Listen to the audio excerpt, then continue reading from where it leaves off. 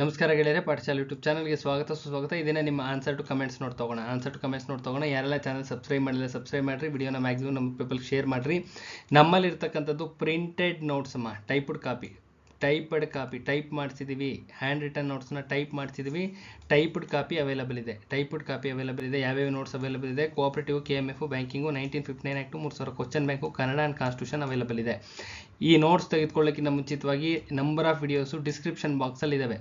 ತುಂಬ ವಿಡಿಯೋಸ್ ಇದ್ದಾವೆ. ನಿಮ್ಮ Mandya DC bank, Kodagu, Chikmagalur, Sirsi urban cooperative, Bengaluru, Jamkhandi ಎಲ್ಲದ್ರದ್ದು ವಿತ್ ಪ್ರೂಫ್ ಹಾಕಿದ್ದೀವಿ. ಎಷ್ಟೆಷ್ಟು ಕ್ವಶನ್ಸ್ ಬಂದಿದ್ದಾವೆ ಅಂತ ಅದನ್ನು ಚೆಕ್ ಮಾಡ್ಕೋಬೇಕು. ಅದನ್ನು ಕೂತ್ಕೊಂಡು ಅಚ್ಚುಕಟ್ಟಾಗಿ ಚೆಕ್ ಮಾಡ್ಕೊಳ್ಳಿ. ನೋಟ್ಸಿಂದ ಎಷ್ಟು ಕ್ವಶನ್ಸ್ ಬಂದಿದ್ದಾವೆ ಅಂತ ನೀಟಾಗಿ ನಿಮ್ಮ ಕಣ್ಣಿಗೆ ಕಾಣಿಸುತ್ತೆ. ನೋಟ್ಸಿಂದ ಎಷ್ಟು ಕ್ವಶನ್ಸ್ ಬಂದಿದ್ದಾವೆ ಅಂತ ವಿತ್ ದಾಖಲೆ ಸಮೇತ ಕಾಣಿಸುತ್ತೆ. ವಿತ್ ಪ್ರೂಫ್ ಇದೆ. ಯಾರು ಮಾತಾಡೋದು ಇಲ್ಲ, ಏನಿಲ್ಲ. ಅಚ್ಚುಕಟ್ಟಾಗಿ ನೋಟ್ಸ್ ಇದೆ, ನೋಡ್ಕೊಡ್ರಿ. ಇನ್ನು ಸ್ಯಾಂಪಲ್ ನೋಟ್ಸ್ ಬೇಕು ಅಂದರೂ ನಿಮ್ಗೆ ಅಲ್ಲೇ ಕಾಣುತ್ತೆ. ಅದನ್ನು ಚೆಕ್ ಮಾಡ್ಕೋಬೇಕು. ಅದನ್ನು ಅಚ್ಚುಕಟ್ಟಾಗಿ ಚೆಕ್ ಮಾಡ್ಕೋಬೇಕು. ಅರ್ಥ ಆಗುತ್ತಲ್ಲ? ಅದು ಚೆಕ್ ಮಾಡ್ಕೊಂಡಾದ ನಂತರದಲ್ಲಿ ಯಾರಿಗಾರ ನೋಟ್ಸ್ ಅವಶ್ಯಕತೆ ಇದ್ದರೆ ಈ ನಂಬರ್ಗೆ ಕಾಂಟ್ಯಾಕ್ಟ್ ಮಾಡಿರಿ. ನೆಕ್ಸ್ಟ್ ಏನಪ್ಪ, ಅಪ್ಕಮಿಂಗ್ ನೋಟಿಫಿಕೇಶನ್ಸ್ ಡೀಟೇಲ್ಸ್ ಹೇಳ್ತೀನಿ. ಯಾವ ಥರ ಓದಬೇಕು ಅಂತ ಹೇಳ್ತೀನಿ, ಯಾವ್ಯಾವ ಕಾಲ ಆಗ್ತವೆ ಅಂತಲೂ ಹೇಳ್ತೀನಿ. ಇನ್ನು ರಾಯಚೂರು DC ಬ್ಯಾಂಕ್ದು 26ನೇ ತಾರೀಕು ಇನ್ನೇನು ಬಿಡ್ತಾ ಇದ್ದಾರೆ, ಅರ್ಥ ಆಯ್ತಲ್ಲ? ಅದರ ಪ್ರಿಪ್ರೇಷನ್ ಸ್ಟಾರ್ಟ್ ಮಾಡ್ಕೊಳ್ಳಿ. ಒಂದು 15 ದಿನ ಗ್ಯಾಪ್ ಇರ್ಬೋದು. ಒಂದು ಅಂದಾಜು ಮೇಲೆ ಹೇಳ್ತಾ ಇದ್ದೀನಿ. ಯಾವುದೇ ಕಾರಣಕ್ಕೂ ಎಲ್ಲವೂ ಅಂದಾಜು. ಕಾಂಪಿಟೇಟಿವ್ ಎಕ್ಸಾಮಿನೇಷನ್ಸ್ ಟೋಟಲಿ ಅಂದಾಜು ಮೇಲೆ ಹೋಗೋದು. ಅರ್ಥ ಆಗುತ್ತಲ್ಲ? ಪರ್ಟಿಕ್ಯುಲರ್ ಆಗಿ ಯಾವುದೇ ಕಾರಣಕ್ಕೂ ಹೋಗೋದಿಲ್ಲ. ಅಲ್ಲಿನ ಅಡ್ಮಿನಿಸ್ಟ್ರೇಷನ್ ಬಿಟ್ಟು ಬೇರೆ ಯಾರಿಗೂ ಏನೂ ಗೊತ್ತಾಗೋದಿಲ್ಲ. ಇದು ಕಾಮನ್ ಸೆನ್ಸ್. ಇದು ತುಂಬ ಕಾಮನ್ ಸೆನ್ಸು. ಅಷ್ಟು ಕಾಮನ್ ಸೆನ್ಸ್ ಇರಲಿ ನಿಮ್ಮಲ್ಲಿ. ನೆಕ್ಸ್ಟ್ ಶಿಮೂಲ್ ಎಕ್ಸಾಮ್ ಯಾವಾಗ ಹೇಳ್ತೀನಿ. ಯೂಟ್ಯೂಬ್ ಪ್ಲ್ಯಾಟ್ಫಾರ್ಮ್ ಇರೋದು ಓದಲಿಕ್ಕೆ, ನೋಟ್ಸು ಓದಲಿಕ್ಕೆ ಒಂದು ಅನುಕೂಲ ಆಗಲಿ ಅಂತ ಇರ್ತಕ್ಕಂಥದ್ದು. ಮನ್ಸಿಗೆ ಬಂದಂಥ ಮೆಸೇಜಸ್ ಮಾಡಿದ್ರೆ ಸೈಬರ್ ಕ್ರೈಮಲ್ಲಿ ಕಂಪ್ಲೇಂಟ್ ಆಗುತ್ತೆ. ಮೆಸೇಜ್ ಮಾಡಿ ನನಗೆ ಗೊತ್ತಿಲ್ಲ ಅಂದರೆ ಎಲ್ಲವೂ ರಿಜಿಸ್ಟರ್ ಆಗಿರುತ್ತೆ. ಸೈಬರ್ ಕಂಪ್ಲೇಂಟ್ ಮಾಡಿದ್ರೆ ಎಲ್ಲಿದ್ದರೂ ಬಿಡಲ್ಲ, ಎತ್ತಕೊಂಬರ್ತಾರೆ. ಡೆಫಾಮೇಷನ್ ಕೇಸ್ ಫಿಕ್ಸ್ ಆಗುತ್ತೆ. ಮನಸ್ಸಿಗೆ ಬಂದಂಥ ಹೆಂಗಂದ್ರೆ ಹಂಗೆ ಮೆಸೇಜಸ್ ಮಾಡಿದ್ರೆ, ಅರ್ಥ ಆಗುತ್ತಲ್ಲ?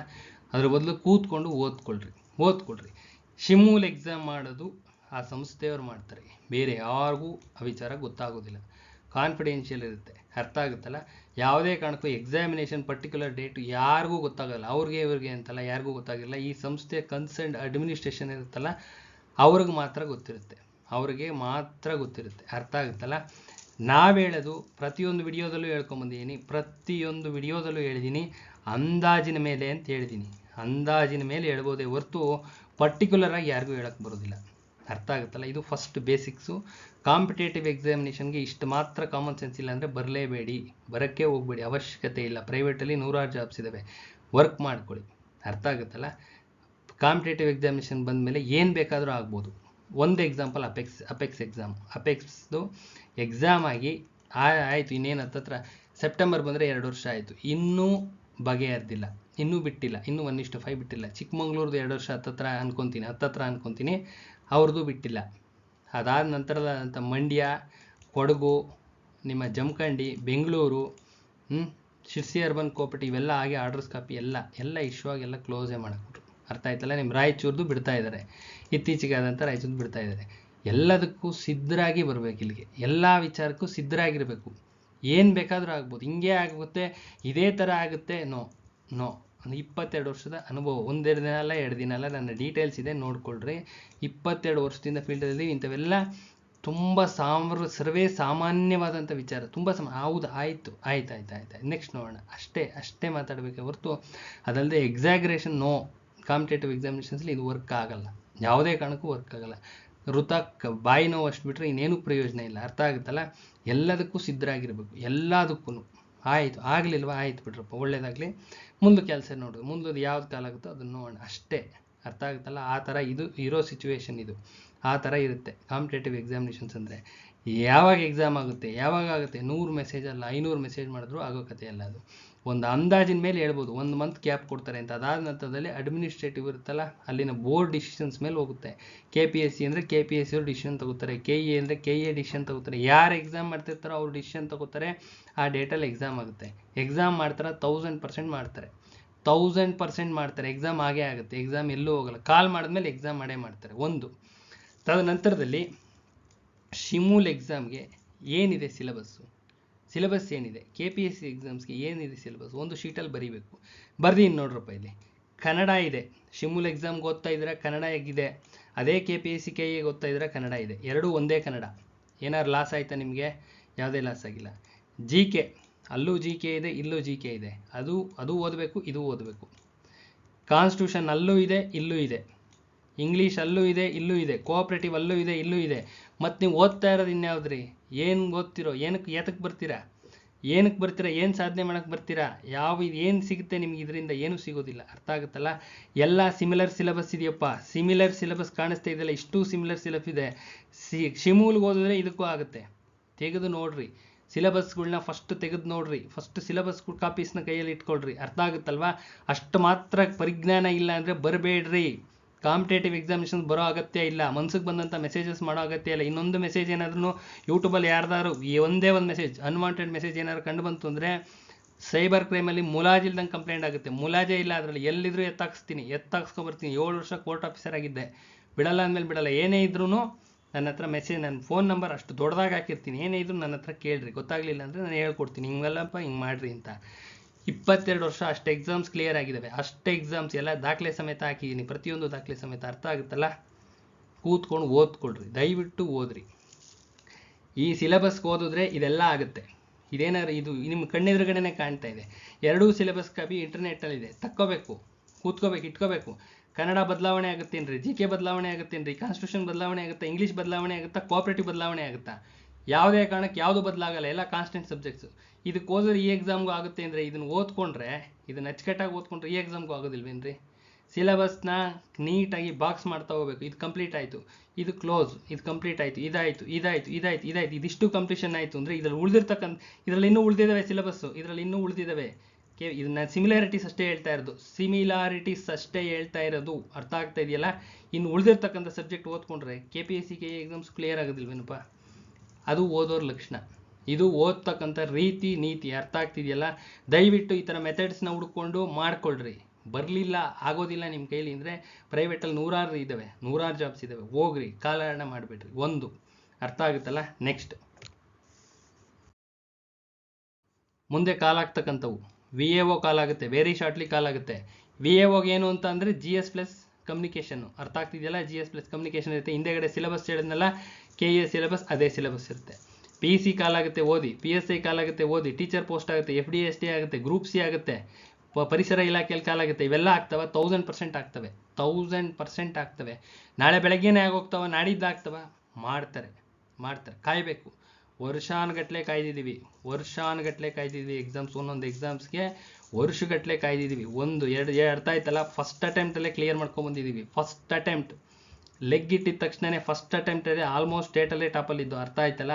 ಆ ಥರ ಎಕ್ಸಾಮ್ಸ್ KPSC ಅದು ಇನ್ನೆಲ್ಲೂ ಅಲ್ಲ, KPSC ಕ್ಲಿಯರ್ ಮಾಡ್ಕೊಂಡ್ಬಂದಿದ್ದೀವಿ. ಆ ಥರ ಎಕ್ಸಾಮ್ಸ್ ಸುಮಾರು KPSC ಕ್ಲಿಯರ್ ಆಗಿದ್ದಾವೆ.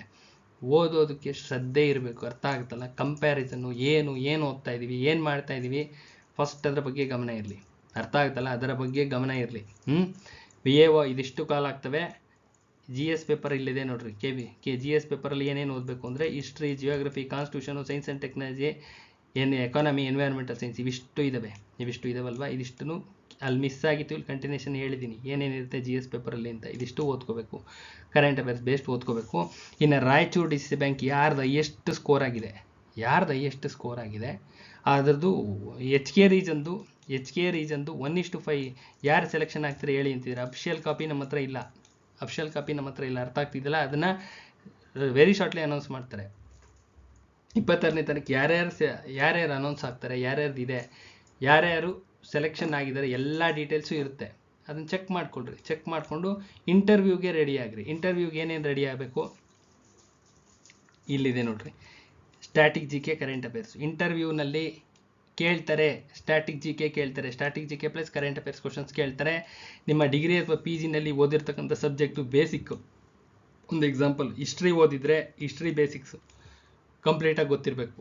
ಇನ್ನು ಕೋಆಪ್ರೇಟಿವ್ ಬಗ್ಗೆ ಕೇಳ್ತಾರೆ. ಇವಿಷ್ಟು ನೋಡ್ಕೊಂಡು ಹೋಗ್ರಿ. ಇಂಟರ್ವ್ಯೂ ಥರದಲ್ಲಿ ಫೇಸ್ ಮಾಡ್ಕೊಳ್ಳಿ. ಅರ್ಥ ಆಗುತ್ತಲ್ಲ? ಯಾರಿಗೆ ಕೇಪಬಿಲಿಟಿ ಇದೆ, those are capable, KPSC KE ನಾವು ಟ್ಯಾಕಲ್ ಮಾಡ್ತೀವಿ ಅಂತಕ್ಕಂಥವ್ರು ಇಂಟರ್ವ್ಯೂ ಇರೋದಿಲ್ಲ, ಅಲ್ಲಿಗೆ ಹೋಗ್ರಿ. ಕ್ಲಿಯರ್ ಆಗಿ ಹೇಳ್ತಾ ಇದ್ದೀನಿ. KPSC KE ಕೇಪಬಿಲಿಟಿ ನೀವು ನೋಡ್ಕೋಬೇಕು, ನಿಮ್ಮ ಜವಾಬ್ದಾರಿ ಅದು.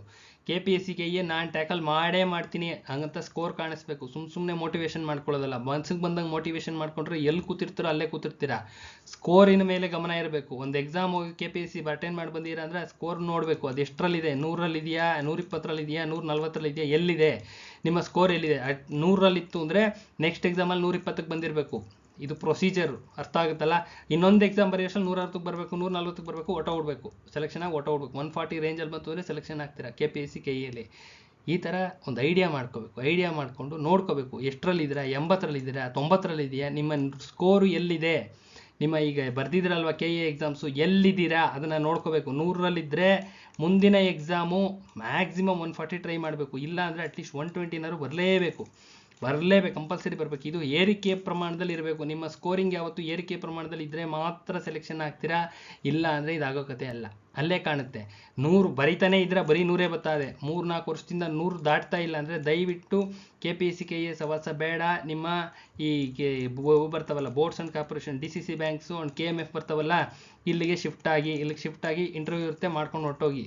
ಇಲ್ಲ ಇಂಟರ್ವ್ಯೂ ಫೇಸ್ ಮಾಡ್ಕೊಂಡು ಹೋಗ್ಬೇಕು, ಅರ್ಥ ಆಗುತ್ತಲ್ಲ. ಬೇರೆ ದಾರಿ ಇಲ್ಲ ಪ್ರೈವೇಟಲ್ಲಿ ಜಾಬ್ ಇರುತ್ತೆ, ಮಾಡ್ಕೋಬೇಕು. ಸಿಂಪಲ್ ಆಗಿರೋ ವಿಚಾರ. ಇದರಲ್ಲಿ ಯಾವುದೇ ಕಾಂಪ್ಲಿಕೇಶನ್ಸ್ ಇಲ್ಲ, ಅರ್ಥ ಆಗುತ್ತಲ್ಲ. ಕೂತ್ಕೊಂಡು ಅಚ್ಚುಕಟ್ಟಾಗಿ ಓದ್ರಿ. ಓದಿದ್ರೆ ಈ ಶಿಮೂಲ್ಗೆ ಓದಿದ್ರೆ ಕಂಪ್ಯಾರಿಟಿವ್ಲಿ ಅರ್ಧ ಸಿಲೆಬಸ್ ಒಂದು 30 to 40% KPSC KEಗೂ ಕ್ಲಿಯರ್ ಆಗುತ್ತೆ. ಅದಲ್ವೇನ್ರಿ ಐಡಿಯಾ ಅಂದರೆ. ಅಲ್ಲಿ ಅದು ಬೇರೆ ಸಿಲೆಬಸ್, ಇದು ಬೇರೆ ಸಿಲೆಬಸ್ ಬರುತ್ತೇನ್ರಿ, ಎಲ್ಲ ಒಂದೇ ಸಿಲೆಬಸ್ ಇರುತ್ತೆ. ಇಲ್ಲ ನಮಗೆ ಬೇಡ, ನಮ್ಗೆ ಕೇಪಬಿಲಿಟಿ ಇದೆ ಅಂದರೆ ಈ KPSC KE ಕಾಲಾಗುತ್ತೆ, 100% ಕಾಲಾಗ್ತವೆ. ಓದ್ರಿ, ಯಾರು ಬೇಡ ಅಂದಿದ್ದಾರೆ ನಿಮಗೆ. ಕೂತ್ಕೊಂಡು ಆರಾಮಾಗಿ ಓದ್ರಿ, ಧೈರ್ಯವಾಗಿ. ಇಲ್ಲ ಮಾಡೇ ಮಾಡ್ತೀವಿ ಅಂದರೆ ಅಚ್ಚುಕಟ್ಟಾಗಿ ನಾನು ಹೇಳಿದ್ದೀನಲ್ಲ ಆ ಮೆಥಡಲ್ಲಿ ಓದ್ರಿ. ಆ ಮೆಥಡ್ನ ಚೆಕ್ ಮಾಡಿರಿ. ಏನೋ ಒಂದು ಮೆಥಡ್ ಹೇಳಿದ್ದೀನಲ್ಲ, ಕರೆಂಟ್ ಅಫೇರ್ಸ್ ಬೇಸ್ಡ್ ಅಂತ ಹಿಂದಿನ ವಿಡಿಯೋದಲ್ಲಿ ಹೇಳಿದ್ದೀನಿ. ಹಿಂದಿನ ವಿಡಿಯೋದಲ್ಲಿ ಚೆಕ್ ಮಾಡಿಕೊಡ್ರಿ, ಕರೆಂಟ್ ಅಫೇರ್ಸ್ ಬೇಸ್ಡ್ ಯಾವ ಥರ ಓದಬೇಕು ಅಂತ. ಅದನ್ನು ಓಲ್ಡ್ ಕ್ವಶನ್ ಪೇಪರ್ಸ್ ಇಟ್ಕೊಳ್ಳಿ. ಈಗ ನಿಮ್ಮ KEದೇ ಇಟ್ಕೊಳ್ರಿ, KEದೇ BDAದೆಲ್ಲ ಎಕ್ಸಾಮ್ಸ್ ಆಗಿದೆಲ್ಲ ಇಟ್ಕೊಳ್ರಿ. ಪೇಪರ್ ಯಾವ ಬೇಸಿಸ್ ಮೇಲೆ ಸೆಟ್ ಆಗಿದೆ ಕಣ್ಣೆದುರುಗಡೆನೆ ಕಾಣ್ತಾ ಇರುತ್ತೆ. ಕಾಣುತ್ತೆ. ಏನೋ ಒಂದು ಮೋಡಲ್ ಸೆಟ್ ಮಾಡಿರ್ತಾರೆ ಪೇಪರ್ನ. ಆ ಮೋಡ್ ಏನು ಅಂತ ಚೆಕ್ ಮಾಡಿ ಅದನ್ನು ಟ್ರ್ಯಾಕ್ ಮಾಡಿ ಅದನ್ನು ಓಪನ್ ಮಾಡಿದ್ರೆ ಏನು ಮೋಡಲ್ ಮಾಡಿದ್ದಾರೆ ಅಂತ ನಿಮ್ಗೆ ಗೊತ್ತಾಯಿತು ಅಂದರೆ ಎಕ್ಸಾಮ್ಸ್ ಕ್ಲಿಯರ್ ಆದ್ರಿ ಅಂತಲೇ ಅರ್ಥ. ಅದು ಯಾವ ಮೋಡಲ್ ಇದೆ ಅಂದರೆ ಅದು ಕರೆಂಟ್ ಅಫೇರ್ಸ್ ಬೇಸ್ಡ್ ಇದೆ, ಅರ್ಥ ಆಗ್ತಿದೆಯಲ್ಲ. ಅದು ಕರೆಂಟ್ ಅಫೇರ್ಸ್ ಬೇಸ್ಡ್ ಇದೆ. ಆ ಮೋಡಲ್ ರೆಡಿ ಆದರೆ ಮಾತ್ರ ಸ್ಕೋರ್ ಹೈಕ್ ಆಗುತ್ತೆ. ಇಲ್ಲ ಅಂದರೆ ಆಗೋದಿಲ್ಲಮ್ಮ, ಯಾವುದೇ ಕಾರಣಕ್ಕೂ ಆಗೋ ಕತೆ ಅಲ್ಲ. ಇದು ಇರೋ ವಿಚಾರ, ಅರ್ಥ ಆಗುತ್ತಲ್ಲ. ಕೂತ್ಕೊಂಡು ಓದೋ ಕಡೆ ಗಮನ ಕೊಡ್ರಿ. ನಿಮ್ಮ ಶಿಮೂಲ್ಗೆ GK ರೆಡಿಯಾಗ್ರಿ. ಕರ್ನಾಟಕ ಗ್ರಾಹಕರ ಮಂಡಳಕ್ಕೆ GK ಇರುತ್ತೆ, ರೆಡಿಯಾಗ್ರಿ. ನಿಮ್ಮ ಸ್ಟ್ಯಾಟಿಕ್ GK ಇಂಟರ್ವ್ಯೂಗೂ ಬೇಕು.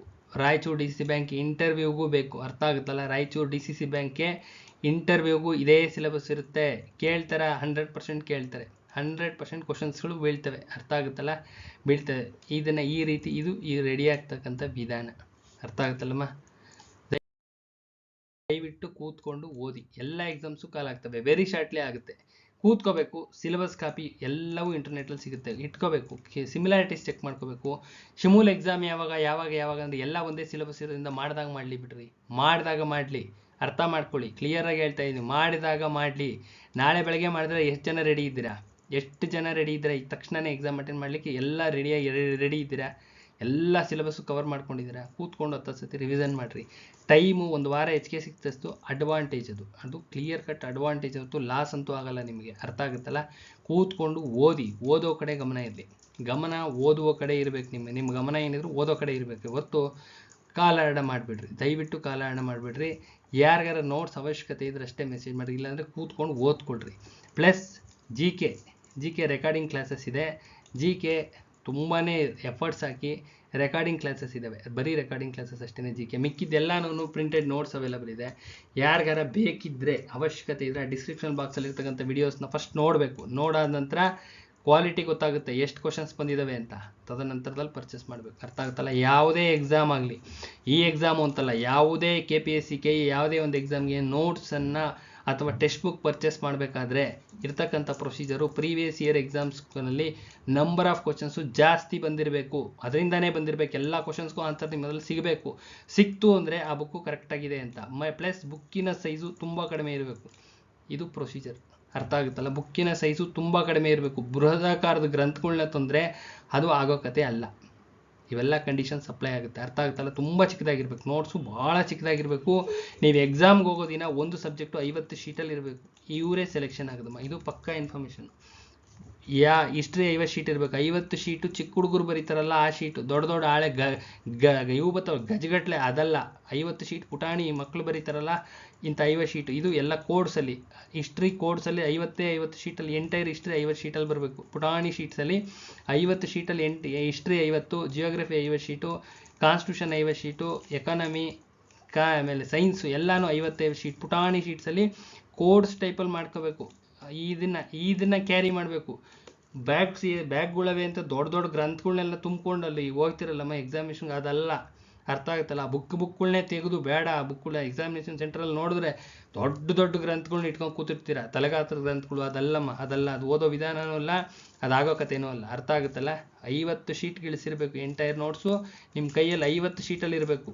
ಎಂಟೈರ್ ನೋಟ್ಸು ಅದು ಎಲ್ಲ ಕೋರ್ಸಲ್ಲಿರಬೇಕು. ಈ ಕೋರ್ಸು 100 ಸತಿ ಓದಿ ಬಾಯಟಾಗಿರಬೇಕು. ಇವರು ಸೆಲೆಕ್ಷನ್ ಆಗುವಂಥವ್ರು. ಕ್ಲಿಯರ್? ದಯವಿಟ್ಟು ಕೂತ್ಕೊಂಡು ಓದಿ. ಎಕ್ಸಾಮು ಮಾಡೇ ಮಾಡ್ತಾರೆ, ವೆರಿ ಶಾರ್ಟ್ಲಿ ಇರುತ್ತೆ. ಓದ್ಕೊಳ್ಳಿ. ಪರ್ಟಿಕ್ಯುಲರ್ ಡೇಟ್ ಯಾರಿಗೂ ಗೊತ್ತಾಗಲ್ಲಪ್ಪ, ಯಾವನಿಗೂ ಗೊತ್ತಾಗೋದಿಲ್ಲ. ಕಾಲಹರಣ ಮಾಡಬೇಡಿ. ಇದೇ ಸಿಲೆಬಸ್ಸು ಬೇರೆ ಎಕ್ಸಾಮ್ಗೂ ಆಗುತ್ತೆ ಅಂದರೆ ಟೈಮೆಲ್ಲಿ ವೇಸ್ಟ್ ಆಗುತ್ತೆ, ಎಲ್ಲೂ ಹೋಗೋದಿಲ್ಲ. ಕೂತ್ಕೊಂಡು ಓದ್ಕೊಳ್ಳಿ. ಇಲ್ಲ ಈ ಬೇಡ ನಮ್ಮ ಕೇಪಬಿಲಿಟಿ ಇದೆ, KPSCಗೆ ಓದಿ. ಯಾರು ಬೇಡ ಅಂದಿದ್ದಾರೆ? KPSC ಕೈಗೆ ಕಾಲ್ ಮಾಡ್ತಾರೆ, ಅದಕ್ಕೆ ಓದಿ. ಅದನ್ನೇ ಓದಿ ಮಾಡ್ಕೊಳ್ಳಿ, ಯಾವುದೋ ಒಂದು ಮಾಡ್ಕೊಳ್ಳಿ. ಒಳ್ಳೇದಾಗ್ಲಮ್ಮ.